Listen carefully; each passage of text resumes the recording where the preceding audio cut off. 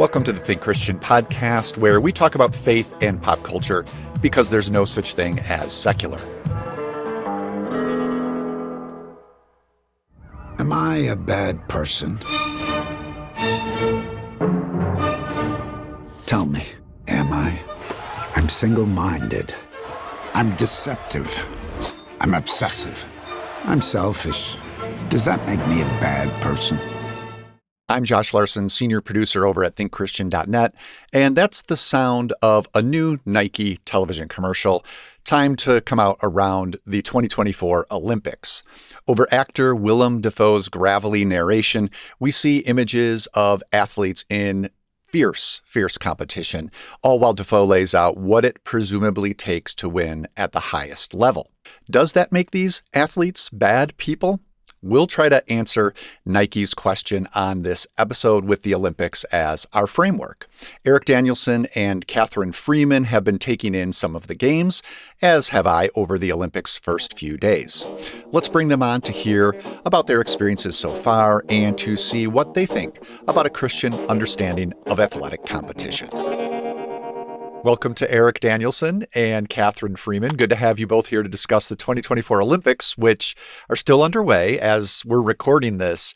Now, before we talk about the real athletes, you two, I thought I'd ask you this. I want to hear from you. I thought it might be fun to share our own crowning athletic achievements. I'm thinking of our gold medal moments from our lives. Maybe it was a race you ran and you got a personal best. Maybe you were on a high school team that did really well. If you don't have an athletic background, that's okay. You could share like the highlight from your favorite team or something like that. I'm going to go first to really lower the bar here for you two, okay? Going back to Little League, this is, which, I did not enjoy at all, and I was not good at, which is probably partly why I didn't enjoy it. But for some reason, it was a suburban American rite of passage I just had to do, I guess. So we're talking fourth grade, probably very important playoff game. I'm at third base where I should not have been. Usually the coach tucked me away in right field where it was safer to put me. A pop-up. Pop-up is hit. And if I catch it, we win the game. It's over. So I'm standing there and I caught it. After it hung in the air, I think probably like 4 hours with my skeptical teammates just holding their breath. So that's as good as it has ever been for me athletically. How about you two, Aarik? Can you top that one? Yeah, there's just so many moments for me to choose from. This is also kind of a humbling one. I would say the site of my greatest athletic achievement was also the site of my greatest athletic mistake. I was running a half marathon probably like 7 or 8 years ago, and it's the best I've ever finished in a race. I think I finished in the top 10 overall, and like the way the finalists kind of set out, I was like number 3 in my age group. It was great. It's the best I've ever done in a race. I also, it was the first year that they had held that particular race, and the course was not terribly well marked.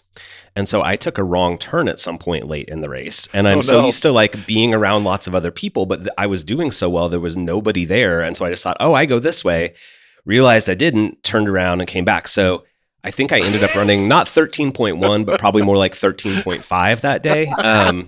And I was really proud of myself for finishing in the top 10, but it could have even been better. And now occasionally we will be on the trail system in our town and my son will say, "Is that where you took the wrong turn?" And it never is, but it always reminds me of it. And I say, "No, buddy, thank you though for bringing that up. I appreciate it." So that's what's stuck in his head, not your top 10 placement.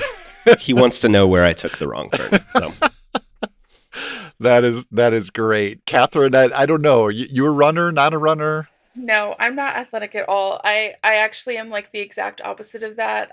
My parents, as a suburban rite of passage, put me in youth sports, soccer first, because that's the first thing I play. And I think I went to one game and my dad was like, "This is a waste of my Saturday." Wow. I was a defender. Like I didn't even have a real job. So I was like supposed to be like in the back of the goalie. And I understood my coach to say like I needed to stay with the goalie. So I just sat with her at the goal in the entire game. And my dad was like, "Yeah, we don't have to come back."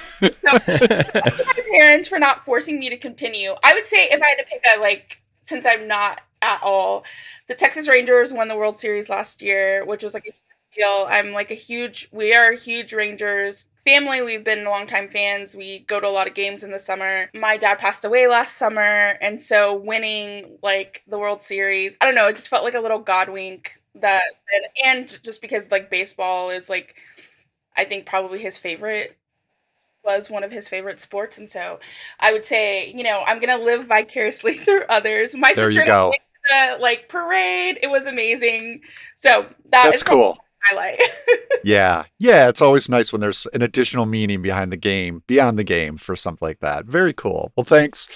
Thanks for sharing that. And yeah, none of us sounds like have ever sniffed anything close to what these athletes have committed themselves to and now are really facing at the Olympic Games. So let's jump into what we've watched so far. We've all been able to catch the first part of the games here. There's been I've seen, at least I haven't watched all of this, but I've seen, coming across the screen, rowing, handball, volleyball, basketball, swimming, proper football, I think is what I'm supposed to call it. What have you been watching, Aarik?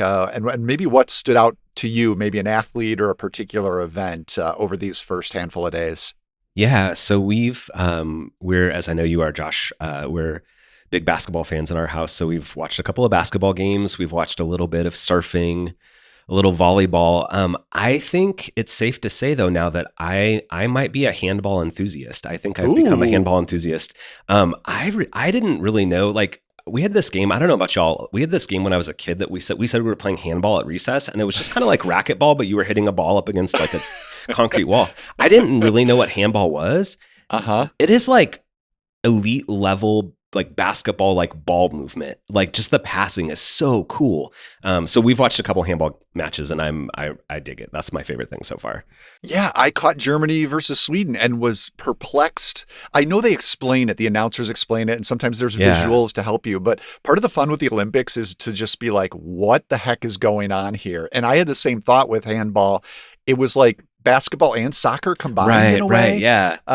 The match I watched seemed a little more methodical and a little slower than basketball, but there were bursts where it would pick that up, and it was kind of fascinating. So yeah, I was glad I caught that as well. Yeah, it's so cool to watch because, like, for folks that are listening and I've watched this, but like it's the kind of, they move the ball around and it starts really slow, and then you'll notice like 4 or 5 passes in, they just really start whipping it to each other, and it's literally like, I was thinking like, this is like Steph Curry, Klay Thompson, like ball movement Sure. going on here, and then somebody makes a break to try to get a goal, but it's just so much fun to watch the passing happen and kind of the strategy there. It's really cool. Yeah, I was glad I caught a little bit of that. How about you, Kathryn? What have you been watching? I have watched basketball, swimming, lots of tennis, surfing, street skateboarding, rugby, and I feel like there's something I'm forgetting. Oh, a little bit of fencing because there was 2 Americans Ooh, yesterday, okay. the um, gold and the silver. I pretty much have it on all day in the background, and like Peacock now has this thing called multi-view, so you can watch like 5 different things at a time. So yeah, pretty much at all times it's like in the background going. I'm like a huge Olympics person. I love it. The thing that has stood out to me so far is yesterday when I was watching gymnastics in prime time, they showed a gymnast, I want to say from Indonesia, as like the first gymnast to ever qualify to go to the Olympics from Indonesia, but she had torn her ACL. I feel like pretty close to the Olympics. So they showed her do the uneven bars. And obviously, as you can imagine, there are a lot of skills that you cannot do if your like ACL is not healed. And I thought it was so cool that they showed her in prime time. Like we're all tuned in to watch Simone Biles, and the announcer said after, like she couldn't even do like a regular dismount. Like she didn't like flip off the bar and like land on her knee because obviously the pressure. She just kind of had to like come to the end, and then she like slowly lowered herself down, and her coach kind of spotted her. But the announcer was like, this is what the Olympics is really about. Like it's not just about gold medals, and like, but for her, she'll always be able to say like, I was the first person from Indonesia to qualify, and then like what that meant for the country. And I just thought that was so cool of like, yeah, like as exciting as it is to like watch like LeBron James and like Steph Curry and Simone Biles and Coco Gauff and all these amazing like soccer players that have become so familiar with. Like for smaller countries or countries that just will never see a podium, like to me that like really does embody what the Olympics is and what sports has the potential to do. This sort of sounds very cheesy, the like triumph of the human spirit. But I just thought, like, to me, that's really brave to like show up Yeah, and do this, knowing that you can't do it full out and knowing that people might not understand. Like, I'm sure people were like, well, why would you even come? And sure. yeah, it was just, I got really teary, like watching her try and watching the other girls kind of on the rotation with her, like cheer her on and her coach. And it was really beautiful. So that's what Yeah. stuck with me so far. Yeah, I think, the Olympics will put individual stories and faces on some of these inspirational ideas that you're talking about. And I think that makes them land a little harder. We did watch some of those qualifying rounds too last night. And I appreciated the cutaways. As you said, Kathryn, they're focusing on the American athletes, but the cutaways to some of the others, we saw a gymnast from Haiti. I think they cut away to a little bit where, a country experiencing a lot of strife, and to see an athlete representing Haiti was kind of cool. So yeah, I liked watching some of that. I watched Strangely during, I was telling you guys before we started recording, this has been house cleaning background for me a little bit. And so took in some men's canoe slalom, which was new to me while doing that over the weekend. And of course, the men's basketball team. Yes, watching them on Sunday in their first game beat Serbia. Incredible help from Kevin Durant. That was a lot of fun. I caught the first half of that. I do think, though, the most intriguing event was one that's been mentioned, and especially for our purposes, the men's handball game, that match between Germany and Sweden that you mentioned, Aarik. I think I saw twice, at least twice, might have been three times, I saw opposing players crash into each other, as you were describing, when they really suddenly amp things up and try to score, crashing into each other and falling, and then kind of either holding each other up or helping each other up. And this again was between Germany and Sweden, give each other a pat and moved on. And then this stuck with me, I should say, because it's in such stark contrast to this Nike ad that's been all over the Olympics. And this is the one where we see images of famous, successful athletes from around the globe just taking out their opponents ruthlessly.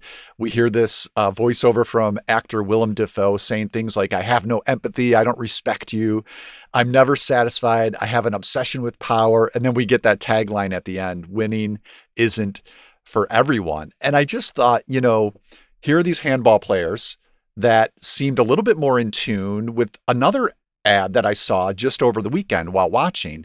I'd seen the Nike one leading up to the Olympics, but this one was from Comcast of all places. And it has images of competing athletes, mostly kids in this one though, which is interesting, who are helping each other up after they've fallen on the court or the field. And then the tagline there is, some things are bigger than winning. So we've got these two very different visions of athletic competition.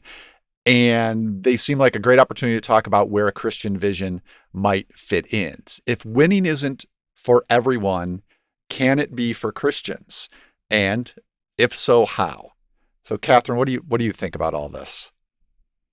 Yeah, I mean, I feel like for Christians, it is the winning is you win by losing, kind of the sense of like that it isn't the first but the last, which just seems very contrary to like the sort of ethos of the Olympics, like you're supposed to be like going for gold. And I just feel like I just have this image. This happened many, many years ago. This is like dating myself, but I think I never remember his name, but I will never forget the image of this a runner from Great Britain, and he pulls his hamstring, I think, like halfway through the 400 race, and his dad comes down from the stands and carries him to the finish line. And to me, that is like the image, I think, for me of winning. If I think about a Christian vision of winning, is that we're wounded, right? And a lot of us might not, like, we're not going to run, like, in terms of running our race. Maybe some of us are crawling, but that image of like the father or the friend or like the mentor coming alongside of us and helping us, so that it's not about who's like the fastest, like, but it is the kinds of things of like service and the woundedness, I think more of the image than of the victor that I think of when it comes to the Christian vision of winning. So, I mean, it's not in line with the sort of LeBron James like ethos. But I do think that there is a place for competition. I wouldn't say Christians can't like compete, but I definitely think it's probably more along the lines of that it's not only about your own solo kind of achievement. Your vision of winning is too narrow in that sense. Yeah, maybe we'll get to LeBron a little bit later because he is in that Nike commercial prominently, and there's that I found interesting. Doing some quick Googling here while you're talking, and it looks like it's the 92 Olympics in Barcelona. You're referring to Derek Redmond, and then his father who came out there. So yeah, an example of how the Olympics, I think, provide opportunities for gospel parallels in the stories that unfold, right? That's less about, as you're saying, the winning, but it's more about how they all unfold and what happens and how people respond. And we see stuff like that happen all the time at the Olympics in different ways. What are you thinking about this, Aarik? Yeah, I mean, I don't want to rehash everything Kathryn just said because it was really great. And that was something that I had thought of, though, before we got on, was just the idea that, like, if we kind of are looking for parallels in our spiritual lives, most of us are not the gold medal finishers. We are the people who, like, barely make it to the finish line, but we get there anyhow, And I think one of the things that I love about the Olympics and about just even the handball example you mentioned, Josh, is the idea that, like, you see, I feel like more often than maybe in like American professional sports, you see athletes kind of look around and realize, we all kind of understand each other. We've all worked to get to this point. We're kind of going through a similar thing. And that leads me to have some sort of like empathy for you, to feel like some sort of camaraderie, to feel like we can kind of help each other up in those moments because we all kind of understand each other. And it's kind of an amazing thing that any of us are here to begin with. And so I just kind of love that feeling that everybody's kind of pulling in the same direction, even as they compete against each other. And one other thing that kind of comes to mind, you hear in these kinds of personal stories that are told at the Olympics, how long people have been training and the sacrifices that they've had to make, and the ways even sometimes communities have come around them to make these things possible. And I always, part of me always worries a little bit because you hear, even great professional athletes talk about, well, when my journey's over, when I'm retired, when all this stuff happens, I don't know who I am anymore. And I worry about that for these Olympic athletes. Like, is the competition this thing that's defined you so much that you don't know who you are once it's all over, or once you lose the race or whatever? And I think for the Christian, the idea of winning isn't for everyone. I think it's fine if you win, if you do it the right way, but like whether you win or lose, the idea being that like you already have a purpose in your life beyond that. You are approved whether you win or lose. And I hope that that's something that at least in some way comes through for these athletes, that like, be proud of what you did, be proud that you were even there at all, and know that like you are still a really valuable, worthwhile human being, no matter what the outcome is. Yeah. So it's a question of identity in a lot of ways, where you find your ultimate identity. Yeah, I think that's a good caution. And some of the other things that have been mentioned and we're thinking about here are ideals in a way. Like this is what should be most important to an athlete. But what I'm still wonder, what about the athlete who really does want that gold? Like that's not necessarily, I don't think any of us are saying that should be something they don't care about, right? Maybe priorities need to be shifted. But if you're the athlete who is also a Christian and you're striving for this gold, I mean, does taking the attitude like the one we've been discussing, does that mean if you're up against a competitor who just wants to demean and defeat, who's driven by that, that they're always going to have the upper hand? Is that, are you kind of not giving yourself the best chance by being one of the people in the Nike ad? And this is where the LeBron James thing comes in a little bit, Kathryn, because I think we've talked about, here and there about the whole Michael Jordan, LeBron James debate, right? Who's the greatest player of all time? And there's always been a distinction to me, which hasn't maybe been fair, but in perception of Jordan as more of the killer. Jordan, the ultimate competitor who would go after, even in practice, in Bulls practices, you would hear like he just wanted to kill people all the time. And LeBron James obviously is hugely driven and competitive, but his persona at least is more of even his style of play is more team oriented in a lot of ways. One of his great skills is passing, whereas Jordan's is scoring. I've always thought that hypothetical people talk about, well, what if LeBron and Jordan went one-on-one? If that's going to be your test, my instinct is like, yeah, I think probably Jordan would establish himself as the greatest player of all time because he has that killer instinct and he would, do whatever it takes. And so I'm thinking about that in the context of seeing LeBron in this killer instinct ad and feeling like it's a little, I don't know if that's you, but maybe it is him, but also just this idea of like, if the Christian athlete is up against a quote unquote killer who does have different priorities and winning is everything, does that mean that athlete is always going to have the upper hand? I mean, I guess to me, when I think about that analogy, I guess it means like, what are you competing for and like, what are you striving for? Because to me personally, I've had this conversation many times with many different people. LeBron will always be greater to me because to me, it's bigger than basketball for him. And I think in the ways in which he's invested, and I think that Jordan, we saw in The Last Dance, and have seen in the ways in which he's tried to shift his persona recently, that is like getting to him, that people are like, LeBron will be number one because he hasn't won as many championships, but he started the school, the ways in which he like supports and encourages younger players, like in terms of who would you want to represent everything that being a professional basketball player is. I think more and more people lean towards LeBron, and maybe he wouldn't win in a head-to-head. I don't think that's necessarily the case. I mean, if you think about the story of like David and Goliath, I mean, like Goliath was, I'm here to destroy you. And for David, the fact that the battle was bigger than like, yeah, I'm going to beat you, but this is really a testament to who God is, that Daniel won. So I don't think that necessarily the Christian is always at a disadvantage because, it can't be winning as everything. But I definitely think that for the Christian, I would say, I think it's,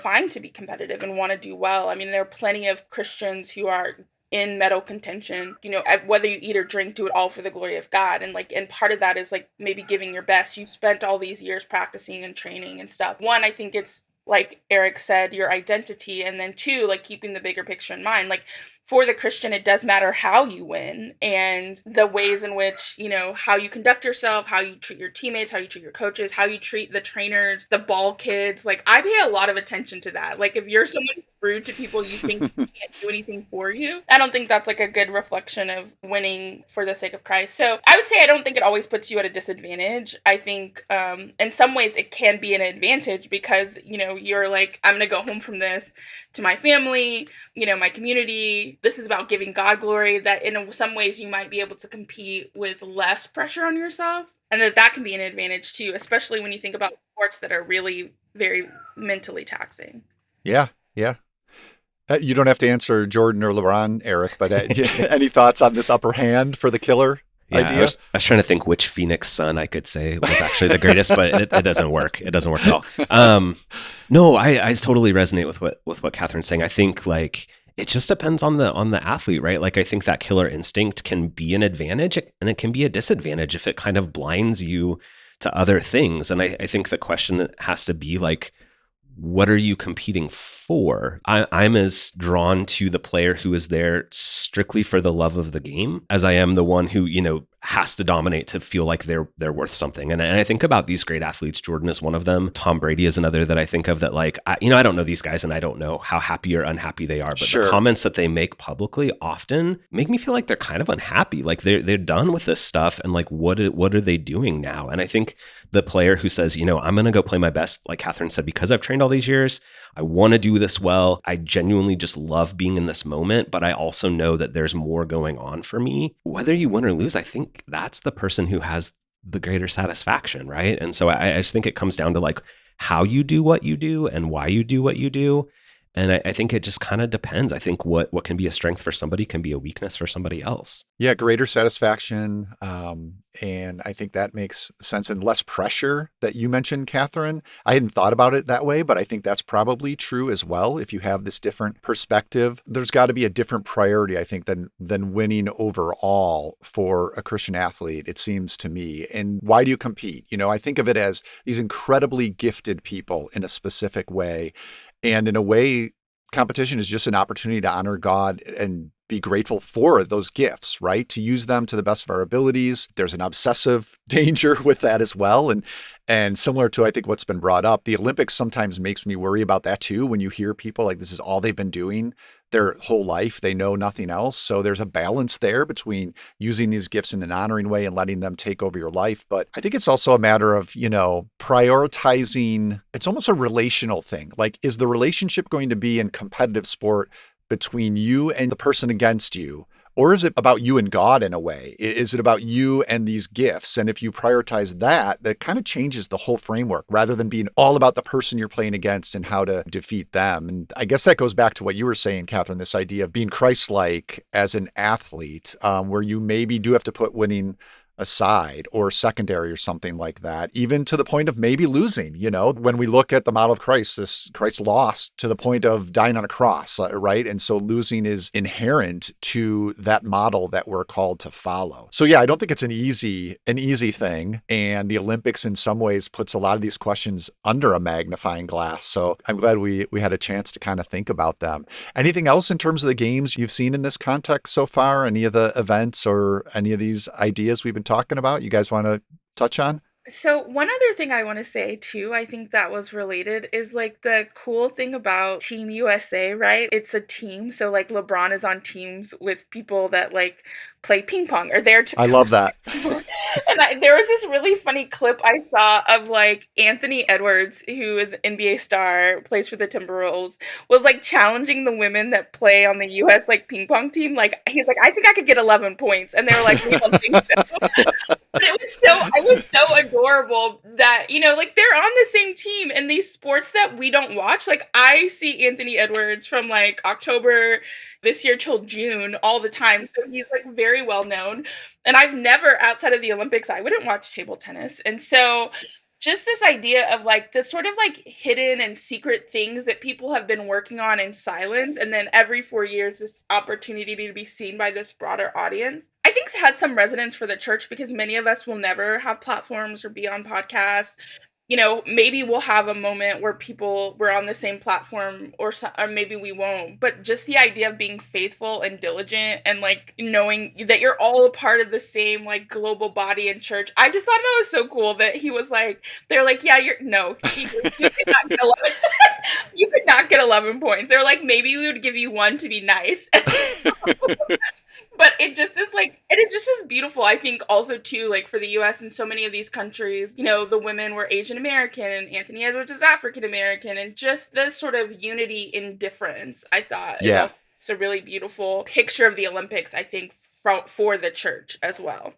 Yeah, I thought that too, seeing that boat that the American team was on, being an American citizen, and this is obviously a country that's going through it, and you're not proud to say that every day. But that diversity you mentioned of the athletes, I think just does speak to the dream, this sort of melting pot type dream that is supposed to be part of the American identity. And you really do see it in the Olympics when you see people from all different backgrounds and origins on that team. And I do love seeing pro athletes with, pro athletes of a different tier, perhaps the leveling of the playing field.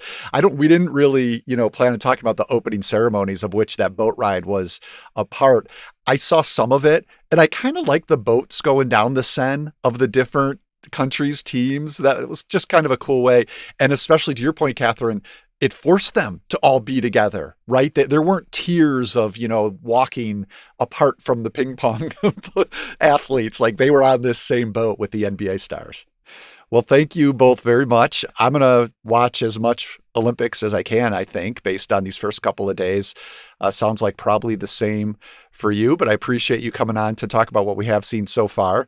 Now, if listeners haven't been keeping up with Kathryn and Aarik, beyond the TC podcast, you guys are missing out. So Aarik, tell folks what's the best place for them to follow you and maybe on your usual beat, which is not the Olympics, not sports, but music, actually. Yes, I have many National League West baseball opinions, but that is definitely not my beat. I'm